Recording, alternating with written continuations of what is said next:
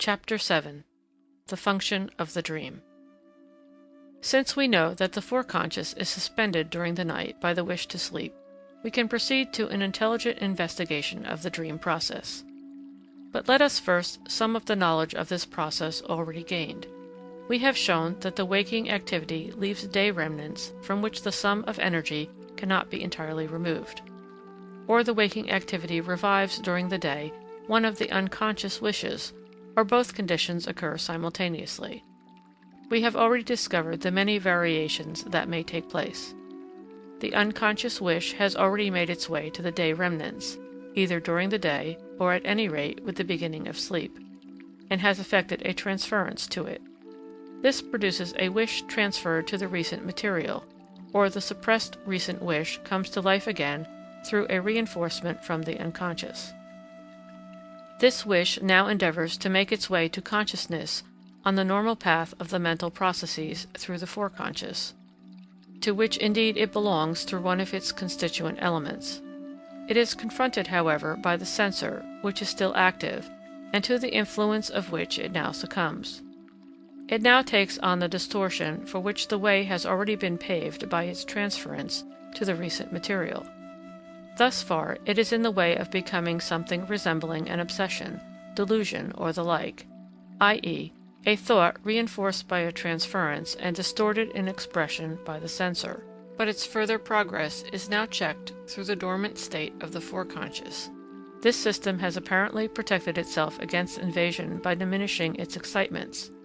The dream process, therefore, takes the regressive course, which has just been opened by the peculiarity of the sleeping state, and thereby follows the attraction exerted on it by the memory groups, which themselves exist in part only as visual energy not yet translated into terms of the later systems. On its way to regression, the dream takes on the form of dramatization. The subject of compression will be discussed later. The dream process has now terminated the second part of its repeatedly impeded course. The first part expended itself progressively from the unconscious scenes or fantasies to the foreconscious, while the second part gravitates from the advent of the censor back to the perceptions. But when the dream process becomes a content of perception, it has, so to speak, eluded the obstacle set up in the foreconscious by the censor and by the sleeping state. It succeeds in drawing attention to itself and in being noticed by consciousness. For consciousness, which means to us a sensory organ for the reception of psychic qualities, may receive stimuli from two sources.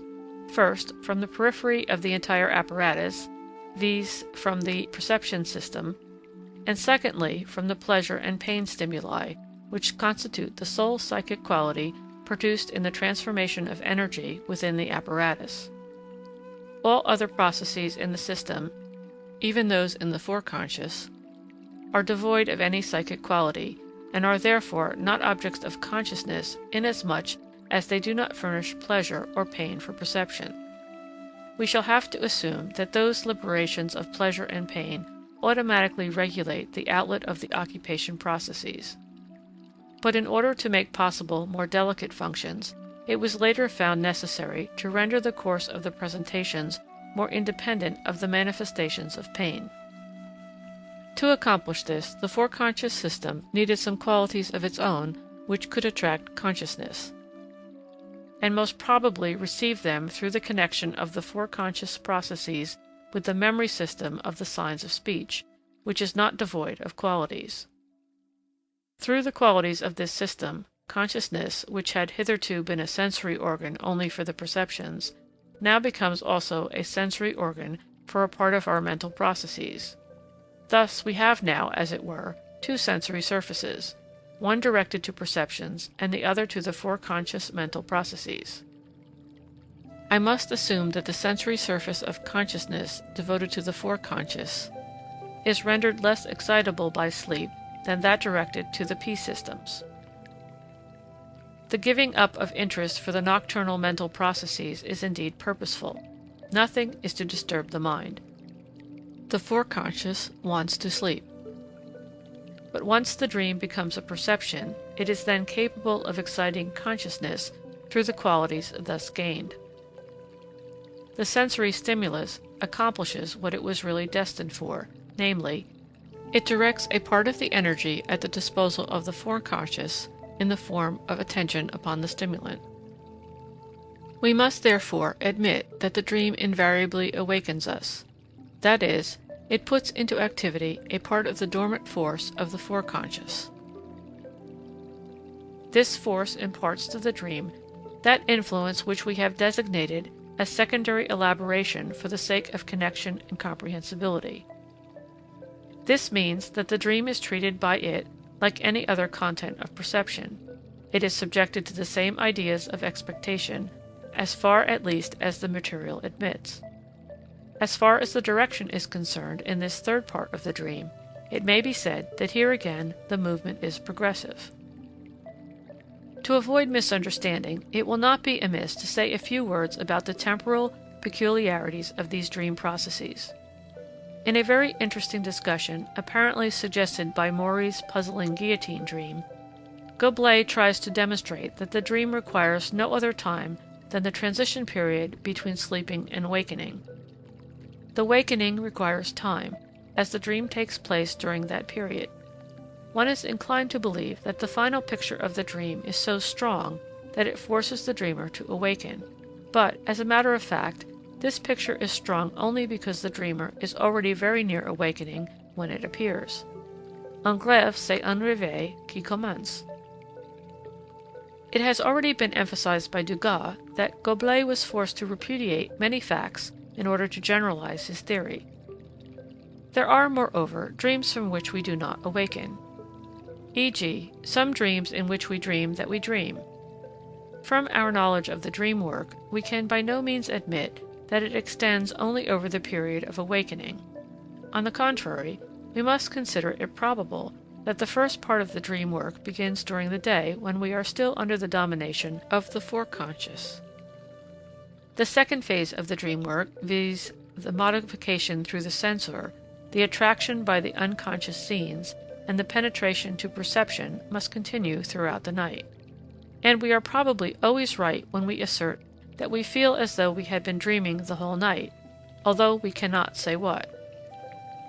I do not, however, think it necessary to assume that, up to the time of becoming conscious, the dream processes really follow the temporal sequence which we have described, viz. That there is first the transferred dream wish, then the distortion of the censor, and consequently the change of direction to regression, and so on.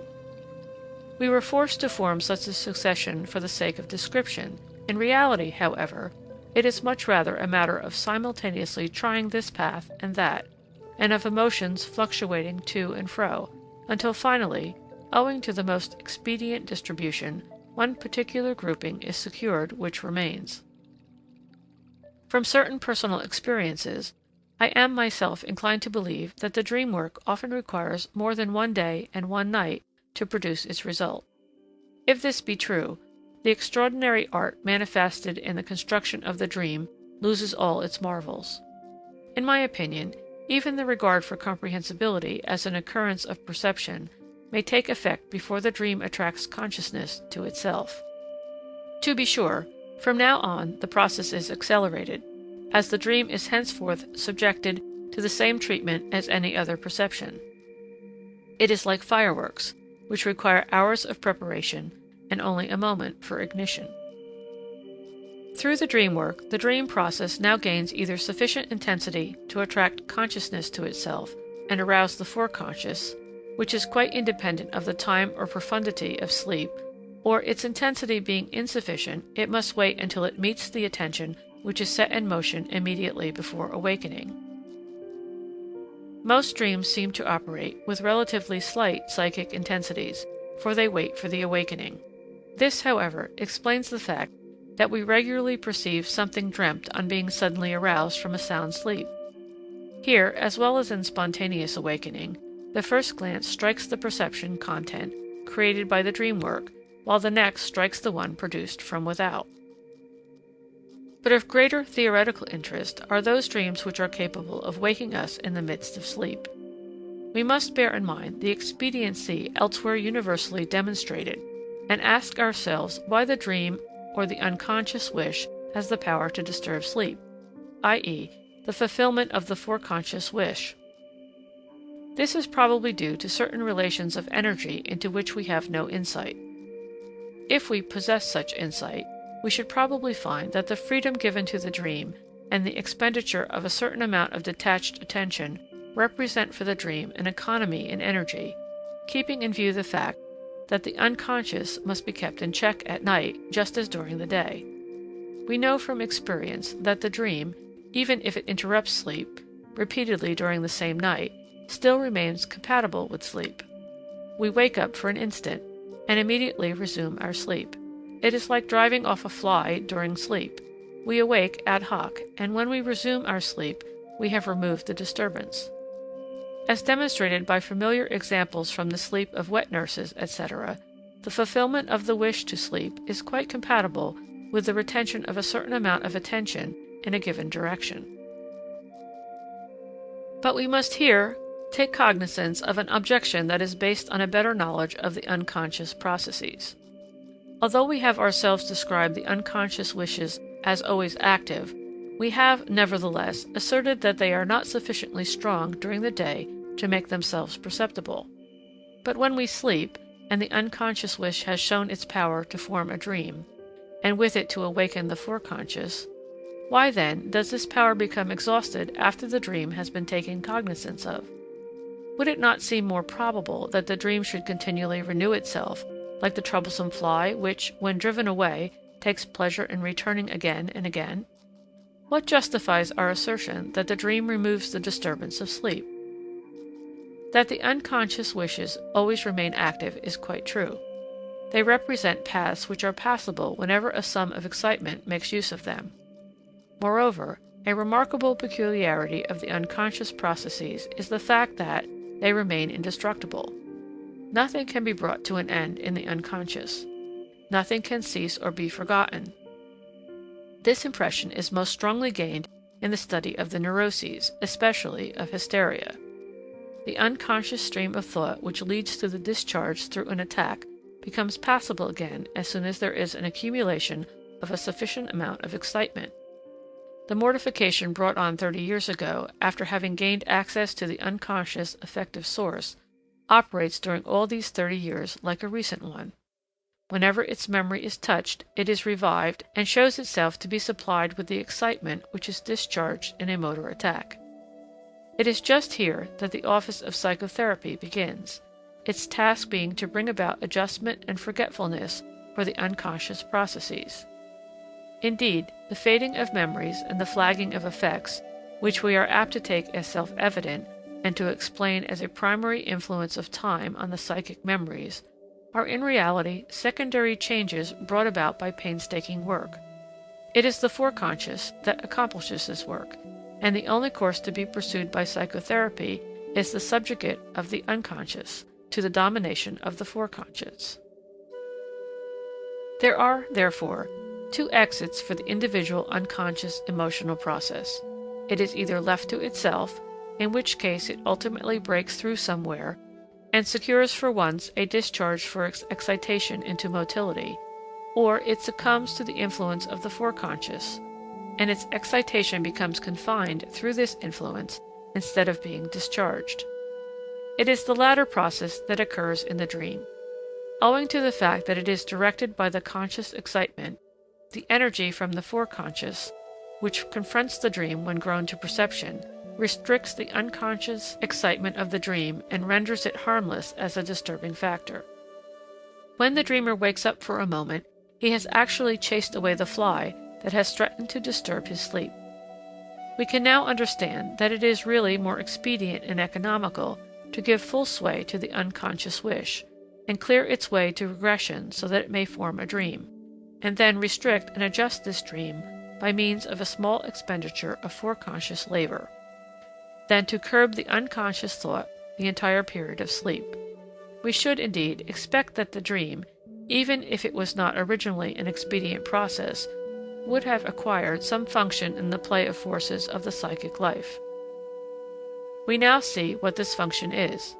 The dream has taken it upon itself to bring the liberated excitement of the unconscious back under the domination of the foreconscious. It thus affords relief for the excitement of the unconscious, and acts as a safety valve for the latter, and at the same time it ensures the sleep of the foreconscious at a slight expenditure of the waking state. Like the other psychic formations of its group, the dream offers itself as a compromise serving simultaneously both systems by fulfilling both wishes insofar as they are compatible with each other. A glance at Robert's elimination theory will show that we must agree with this author in his main point, viz. In the determination of the function of the dream, though we differ from him in our hypotheses and in our treatment of the dream process. The above qualification, insofar as the two wishes are compatible with each other, contains the suggestion that there may be cases in which the function of the dream suffers shipwreck. The dream process is in the first instance admitted as a wish fulfillment of the unconscious. But if this tentative wish fulfillment disturbs the foreconscious to such an extent that the latter can no longer maintain its rest, the dream then breaks the compromise and fails to perform the second part of its task. It is then at once broken off and replaced by complete wakefulness.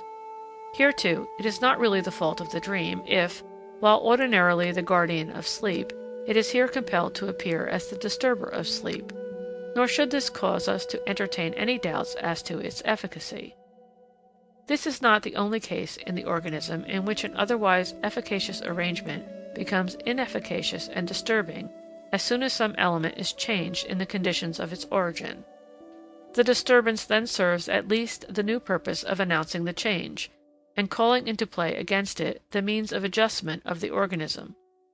In this connection, I naturally bear in mind the case of the anxiety dream, and in order not to have the appearance of trying to exclude this testimony against the theory of wish fulfillment wherever I encounter it, I will attempt an explanation of the anxiety dream, at least offering some suggestions. That a psychic process developing anxiety may still be a wish fulfillment has long ceased to impress us as a contradiction.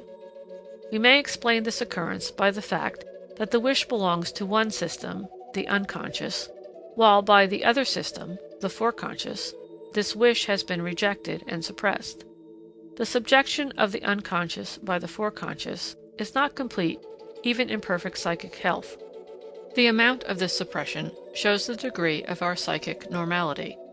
Neurotic symptoms show that there is a conflict between the two systems. The symptoms are the results of a compromise of this conflict, and they temporarily put an end to it. On the one hand, they afford the unconscious an outlet for the discharge of its excitement and serve it as a sally port, while, on the other hand, they give the foreconscious the capability of dominating the unconscious, to some extent. It is highly instructive to consider, e.g., the significance of any hysterical phobia or of an agoraphobia. Suppose a neurotic incapable of crossing the street alone, which we would justly call a symptom. We attempt to remove this symptom by urging him to the action which he deems himself incapable of. The result will be an attack of anxiety, just as an attack of anxiety in the street has often been the cause of establishing an agoraphobia. We thus learn that the symptom has been constituted in order to guard against the outbreak of the anxiety. The phobia is thrown before the anxiety like a fortress on the frontier. Unless we enter into the part played by the effects in these processes, which can be done here only imperfectly, we cannot continue our discussion. Let us therefore advance the proposition that the reason why the suppression of the unconscious becomes absolutely necessary is because, if the discharge of the presentation should be left to itself, it would develop an effect in the unconscious which originally bore the character of pleasure, but which, since the appearance of the repression, bears the character of pain. The aim, as well as the result, of the suppression is to stop the development of this pain. The suppression extends over the unconscious ideation because the liberation of pain might emanate from the ideation. The foundation is here laid for a very definite assumption concerning the nature of the affective development. It is regarded as a motor or secondary activity, the key to the innervation of which is located in the presentations of the unconscious. Through the domination of the foreconscious, these presentations become, as it were, throttled and inhibited at the exit of the emotion-developing impulses. The danger, which is due to the fact that the foreconscious ceases to occupy the energy, therefore consists in the fact that the unconscious excitations liberate such an effect as, in consequence of the repression that has previously taken place, can only be perceived as pain or anxiety. This danger is released through the full sway of the dream process. The determinations for its realization consist in the fact that repressions have taken place, and that the suppressed emotional wishes shall become sufficiently strong.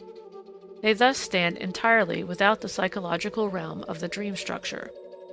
Were it not for the fact that our subject is connected through just one factor, namely, the freeing of the unconscious during sleep, with the subject of the development of anxiety, I could dispense with discussion of the anxiety dream, and thus avoid all obscurities connected with it. As I have often repeated, the theory of the anxiety belongs to the psychology of the neuroses. I would say that the anxiety in the dream is an anxiety problem and not a dream problem. We have nothing further to do with it after having once demonstrated its point of contact with the subject of the dream process. There is only one thing left for me to do. As I have asserted that the neurotic anxiety originates from sexual sources, I can subject anxiety dreams to analysis in order to demonstrate the sexual material in their dream thoughts. For good reasons, I refrain from citing here any of the numerous examples placed at my disposal by neurotic patients, but prefer to give anxiety dreams from young persons. Personally, I have had no real anxiety dream for decades, but I recall one from my 7th or 8th year, which I subjected to interpretation about 30 years later. The dream was very vivid, and showed me, my beloved mother, with peculiarly calm sleeping countenance, carried into the room and laid on the bed by 2 or 3 persons with birds' beaks. I awoke crying and screaming, and disturbed my parents.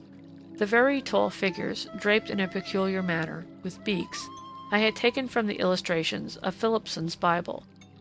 I believe they represented deities with heads of sparrowhawks from an Egyptian tomb relief.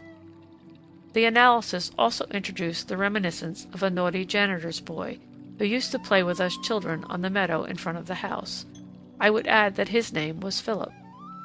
I feel that I first heard from this boy the vulgar word signifying sexual intercourse, which is replaced among the educated by the Latin coitus, but to which the dream distinctively alludes by the selection of the birds' heads. I must have suspected the sexual significance of the word from the facial expression of my worldly wise teacher. My mother's features in the dream were copied from the countenance of my grandfather, whom I had seen a few days before his death, snoring in the state of coma. The interpretation of the secondary elaboration in the dream must therefore have been that my mother was dying. The tomb relief, too, agrees with this. In this anxiety I awoke, and could not calm myself until I had awakened my parents. I remember that I suddenly became calm on coming face to face with my mother, as if I needed the assurance that my mother was not dead. But this secondary interpretation of the dream had been effected only under the influence of the developed anxiety. I was not frightened because I dreamed that my mother was dying, but I interpreted the dream in this manner, in the foreconscious elaboration, because I was already under the domination of the anxiety. The latter, however, could be traced by the means of the repression to an obscure, obviously sexual desire, which had found its satisfying expression in the visual content of the dream. A man, 27 years old, who had been severely ill for a year, had had many terrifying dreams between the ages of 11 and 13. He thought that a man with an axe was running after him. He wished to run, but felt paralyzed and could not move from the spot. This may be taken as a good example of a very common and apparently sexually indifferent anxiety dream. In the analysis, the dreamer first thought of a story told him by his uncle, which chronologically was later than the dream, viz., that he was attacked at night by a suspicious-looking individual.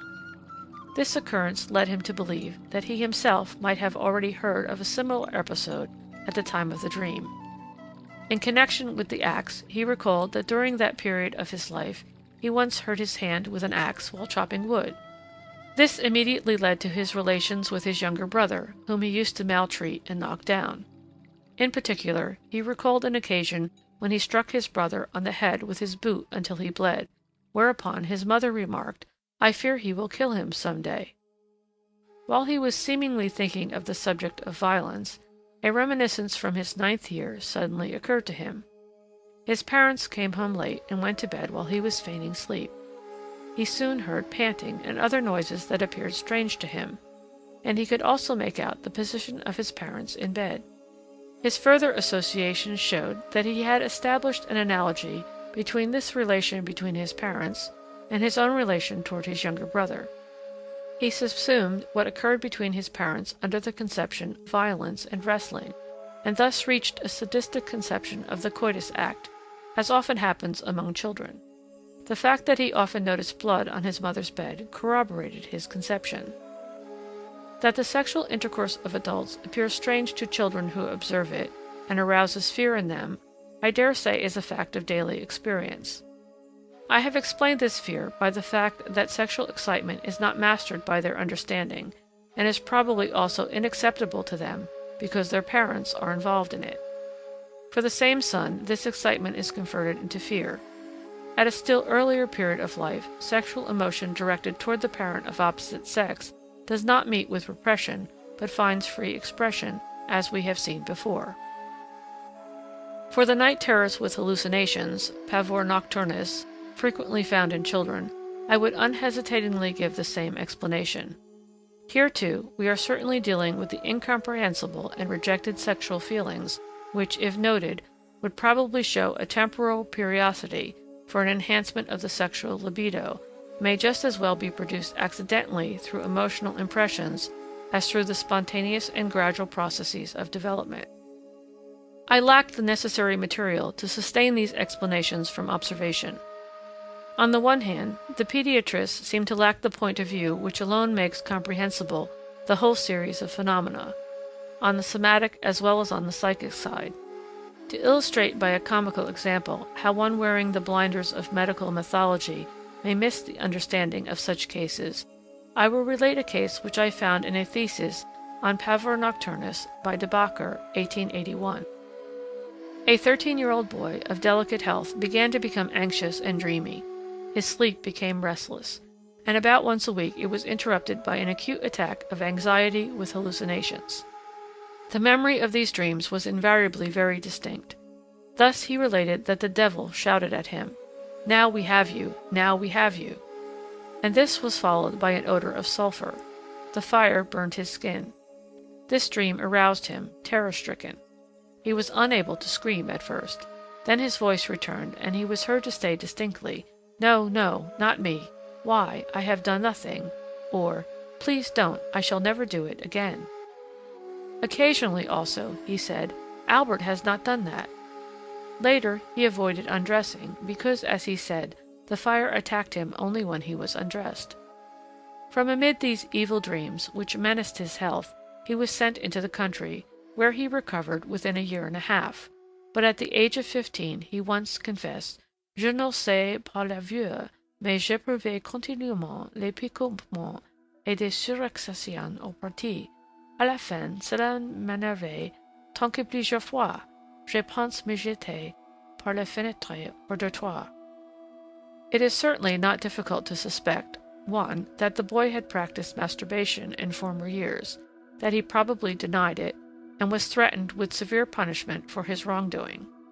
His confession, "Je ne le ferai plus," his denial, "Albert n'a jamais fait ça." 2. That under the pressure of puberty the temptation to self-abuse through the tickling of the genitals was reawakened. 3. That now, however, a struggle of repression arose in him, suppressing the libido and changing it into fear, which subsequently took the form of the punishments with which he was then threatened. Let us, however, quote the conclusions drawn by our author. This observation shows, 1. That the influence of puberty may produce in a boy of delicate health a condition of extreme weakness, and that it may lead to a very marked cerebral anemia. 2. This cerebral anemia produces a transformation of character, demonomaniacal hallucinations, and very violent nocturnal, perhaps also diurnal, states of anxiety. 3. Demonomania and the self-reproaches of the day can be traced to the influences of religious education which the subject underwent as a child. 4. All manifestations disappeared as a result of a lengthy sojourn in the country, bodily exercise, and the return of physical strength after the termination of the period of puberty. 5. A predisposing influence for the origin of the cerebral condition of the boy may be attributed to heredity and to the father's chronic syphilitic state. The concluding remarks of the author read, "Nous avons fait entrer cette observation dans le cadre des délires épileptiques d'aliénation, car c'est à l'ischémie cérébrale que nous rattachons ces états particuliers." End of chapter 7.